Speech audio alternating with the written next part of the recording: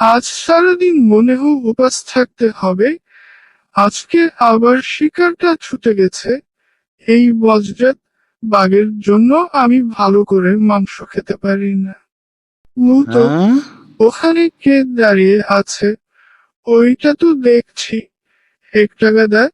যাই, গাধাটাকে বোকা বানিয়ে বাঘের কাছে নিয়ে মাংস খাবার ব্যবস্থা করি। কি ব্যাপার গাধা, কি করছিস এখানে? গাছের পাতাগুলো কেমন যে হলুদ হলুদ লাগছে। দূর, গাধা, গাছের পাতা কখনো হলুদ হয় নাকি? শিয়াল পণ্ডিত যে, আমি দেখছি গাছের পাতাগুলো হলুদ হলুদ। আরে গাধা, গাছের পাতা হলুদ হবে কেন? গাছের পাতা সবুজ।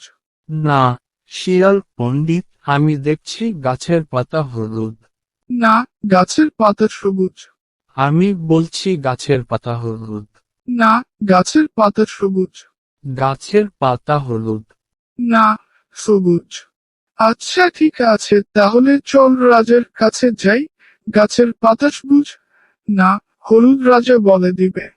হে হে চলো যাই। শিয়াল পণ্ডিত, নিজেকে খুব চালাক ভাবিস। তুই আমার বাচ্চাটাকে বাঘের মুখে তুলে দিয়েছিস, তোর শাস্তির ব্যবস্থা আমি করছি।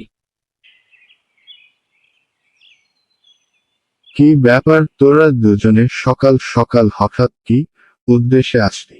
আমাদের দুজনের মাঝে একটা বিষয় নিয়ে খুব ঝগড়া হয়েছে। তা তোরা কি নিয়ে ঝগড়া করলি বলতো শুনি। গাধা বলে গাছের পাতা হলুদ, আমি বললাম গাছের পাতা সবুজ।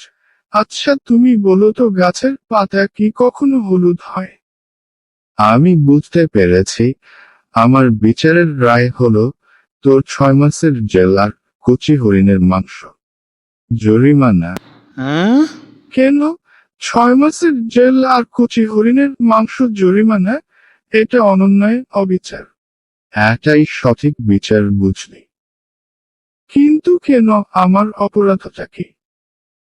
কারণ তোর নাম কি বল? আমার নাম হচ্ছে শিয়াল পণ্ডিত। ওর নাম কি? ওর নাম হচ্ছে গাধা। তাহলে তুই শিয়াল পণ্ডিত হয়ে গাধার সাথে কেন কথা বলতে গেলি? তাহলে এখন বুঝতে পেরেছিস নিশ্চয় তোর অপরাধটা কি। এখন বুঝবি শিয়াল পণ্ডিত কেমন লাগে। আমাকে গাধা ভেবেছিস, এখন দেখ গাধার বুদ্ধি। আমি বুঝতে পেরেছি আমার অপরাধ হয়েছে। আমি নিজেই এখন গাধা হয়ে গেলাম।